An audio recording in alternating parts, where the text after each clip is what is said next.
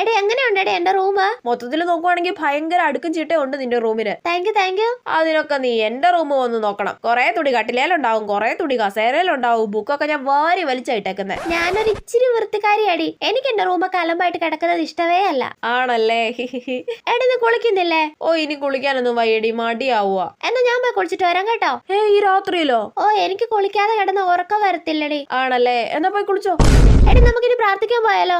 പ്രാർത്ഥിക്കാലോ? ഞങ്ങള് വീട്ടിലെല്ലാരും ഒന്നിച്ച് പ്രാർത്ഥിക്കത്തില്ലേടി? ഉണ്ട്. എന്നാ നമുക്ക് പ്രാർത്ഥിക്കാം. എടി എന്നാ നമുക്കിനി കിടന്നാലോ? എടി പല്ല് തേക്കാതെയാണോ നീ കിടക്കാൻ പോണേ? ഇനി പല്ല് തേപ്പ് ഉണ്ടോ? നീ രാത്രി പല്ല് തേക്കാറില്ലേടി? ഉണ്ട്. പിന്നെ രാവിലെ തന്നെ മര്യാദയ്ക്ക് തേക്കത്തില്ല, പിന്നെ രാത്രി. എടി ഷീറ്റ് മാറ്റാതെയാണോ നീ കിടന്നേ? ഷീറ്റൊക്കെ മാറ്റണോ? നീ എണീറ്റേ, എന്നിട്ട് പുതിയ ഷീറ്റ് അങ്ങോട്ട് വിരിച്ചിട്ടേ.